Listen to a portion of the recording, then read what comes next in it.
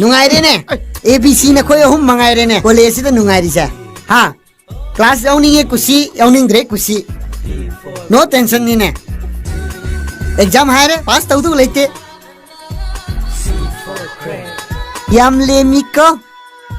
ओजान हाइबगा सिखम दबी तविको खुमुने न चिंचिंग खुमुने हाय ए करिगिनो bro college कारे सिनो ओजाजी पांगदा हंगिए कोई पाबुंगदगी पैसा लो नुआइन बकाइनी ओ हाय बी बुदु नंगदी अखोई माना गरी लेवी बे उठपलाइने सही है आंसर बॉडी बजे हाय सी क्रैक नंगदी मिंजलिसिदी कुसीनी ए सी मदी याम हेंकला मिनी हेंगावा अइना हंगिसी क्लास याउदि करिगिनो हंगमनिने याउनिंग गांदा तुम याओगे क्या उस्त्रीनुन hey no ye dui mong du dani ne kunthra rak thar so pass tawga moi dija ai bi de ai je ni ko hang dia khoi pan paisa ting jaga dong ne tanri bau di ozai college ka lakta re ne oza as ai bu transfer to ho buna phadu jala to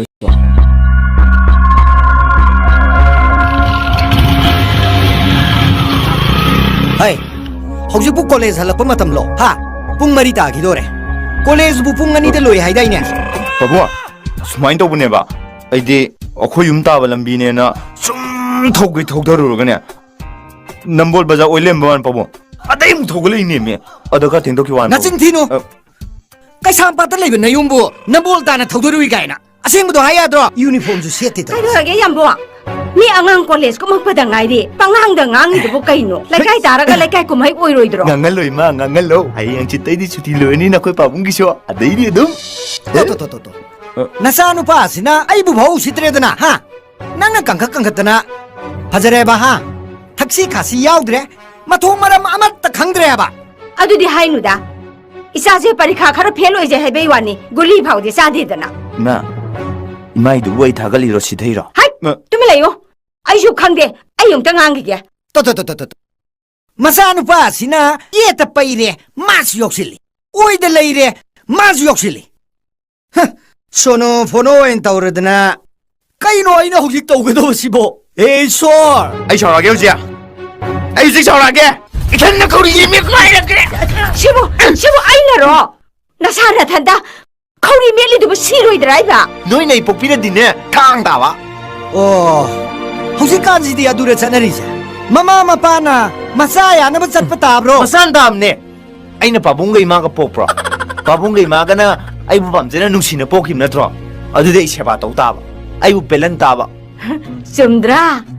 इजाना हाइरिसे यामबुंगना आइबु अंगांग याउदोरे हाइबा मतमदुदा आइबु चानिंग ग पिजादना Apple ग पिजादना नसा नुपासिपु पामजना नुसिना पोखिबा नत्र यामबु आइगी mistake आक्तनी first mistake नंग लुहोंगुबा second mistake सक फजबा सिपोवा third mistake अंगांग सेमदोकपगी महुत्ता सोम कांखतना थंबा मपा हाइबसिदी ngahakतनी अंगांग लोइनरिबदी ममागनी ममाना मसा same ताबनी अदुनबु mama लेबाक हाइनरिबनी यामबुंग सुने Meena yang anglarami करी हाइनरिबा ओ पृथ्वीदा वा ख्वाइदै ngangbसे यामबुंग ओइरमगनेना नोंगमदा यामद्रबदा मी अमना वहाई लिसिंग मरी के संगा ngangbसे यामबुंगदी याम हेलबनेबा आइना ने वा याम nganगदबिदने कु तुम नोन थाजिलादिने नंग पोमनी को नंग hey आइजे फरजु फत्रजु सिफाइनी ने आइना थेंगरिबा मयाम से मपुनसी के अचुम मच्चेदम त तरुत्रबा ngakतनी हे नंग थाजिलक्तने नंग हेरा पुरा मद तौदौ थबक्तुबो अइगोंद हेक तुक्सलादना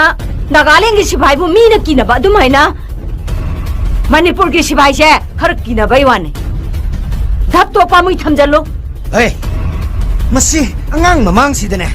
अइना लाबना लैरुबनेना खजिक्तंग लुना तौगे तौबसे यारुई दौरिने को नंग थकागे हारिरो यारे कइदरोगे नी बिट लैना लगबसिदने इसाई बुंगो इचादी मीन उबा लाइनी दो इपान पामजाना पोखरबा इचाना हाइबी याब ताबनी कइनो हीरो कुमो हा फिल्म नमो इंकोल यो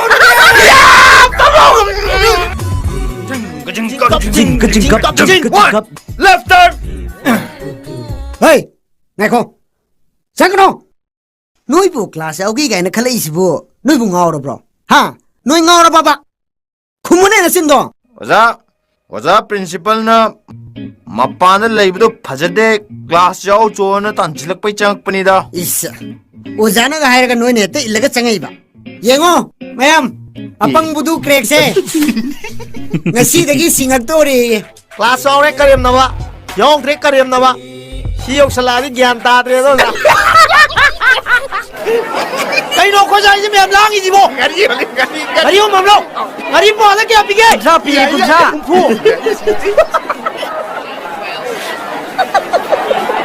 good morning sir okay sit down se noi ya no bozani political science log ba maming na ne oza mimi jantar ba haima abc ya noi hum ju class yaw ba hore dana good good admai tor di phare dana ओजा ABC हाइसिबु कइनो oza short ne short ado oza makha sa thabiyo ro oza noi oza de attention piu ko ngasiदी आइगे हानबा नुमिनिना class ति तवरगुमसि सखंग माइ खंग नबोइना अखोय मसेन इंट्रोड्यूस तौनसिको ओके आइगे मरमदा आइ याम हाइजररोय एज ए टीचर अमोइना कॉलेज से चंग अबनिना आइगे सब्जेक्ट सिमदी आइना ngमजब मखै होनदुना अदोंगी तुंगी पुंसीदा खरदंग ओइरबसो कानाबि पिबे ngमलबदी आइना ओजा अमा ओइबगी महिदो फंगदौरिबनी आइना सरकार की ओजा अमा ओइरे हाइदुना तोलो फ्री द चाबदो आइ पामदे आइना लाइरिक ताकपा मतमदा खंगदबा यावरगदी हंगनिंगबा मतमदा टीचर अमदो ओइरबसो हंगबा यागनी अदुगा क्लास सांग नाइनसु यावबिनबो होनबियु माग वांगना फंगबा फंगदबा हाइबसिदी लकी वानी सिल्लगसु अदुम माग वांगना फंगबा याय अदुगा ख्वाइदगी मरु ओइबा the most important thing is that not the quantity but we need the quality बोलती फजई है करीबा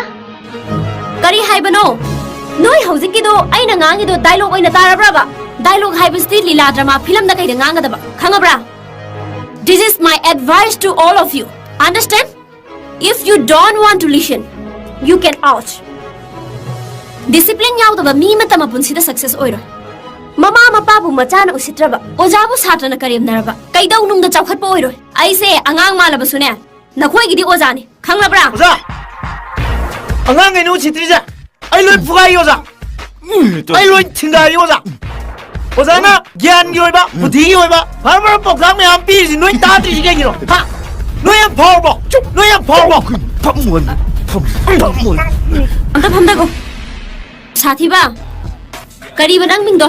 oza sine si crack eh ningonda do maina haigano hauzik noida phu chaira kai kanani haina bi haibase isa isa na pikling ai degi semjar adubu phatta ba haina bi di isa isa na thadong na bokhona gadabani ngasi gi di swai da loisalase na khoi class e ai khar di wa dawre